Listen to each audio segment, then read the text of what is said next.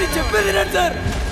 అమ్మా వదిలేనే మీకు దండం పెట్టాను.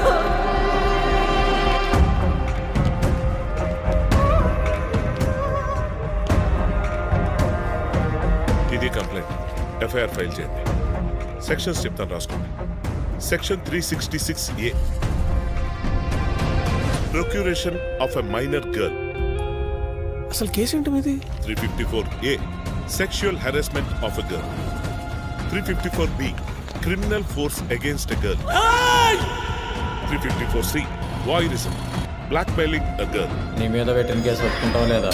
మీరేం చెప్పాలనుకున్నా మీ లాయర్ని తీసుకొచ్చి కోర్టులో చెప్పుకోండి. 354D, stacking a girl. వాళ్ళని రేపు ఈవినింగ్ రమ్మను, ఈ లోపు చదువుతాం. కానీ మండేనే ఫైనల్ జడ్జిమెంట్ అంట sir. And section 11 and 12 of POCSO act. ఏంటే ఇది? ఏంటి కేసు కట్టారా పగబట్టారా? ఈ సెక్షన్ ఏంటి? అక్యూజ్డ్ ఎవరు? మా తమ్ముడు లాంటోడు సార్. ఏంటి? రిమాండ్లో ఉన్నాడు సార్. అది కాదు, బెయిల్ వస్తుంది కదా. రాలేదు సార్. 78 రోజుల నుంచి రిమాండ్లోనే ఉన్నాడు.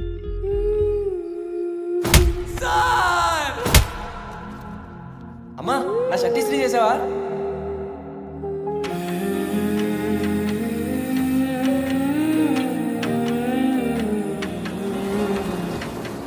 వాడి జీవితం నాశనం చేయద్దయ్యా.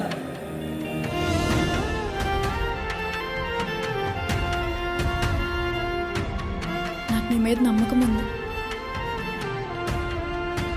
రేపు పొద్దున్న కోర్టుకొచ్చి ఆ అమ్మాయి వాడు చేయలేదండి, వాడు చేయి నేనే తీసుకున్నా, భుజం మీద వేసుకున్నానని చెప్పిన శిక్ష వాడికి పడుతుంది. That is POCSO. ఇప్పుడు చెయ్యి, ఏడ్ చేస్తావు. పాక్సో అనగానే పెద్ద పెద్ద లాయర్ల వెనకడుగు వేస్తున్నారు. నాకు నమ్మకం ఉంది లహరి, ఈ కేసు నేను హ్యాండిల్ చేయగలను. రేపు నేను కోర్టుకు వెళ్ళలేదనుకో, ఆ కుర్రోడికి 14 ఏళ్ళు జైలు శిక్ష పడుతుంది.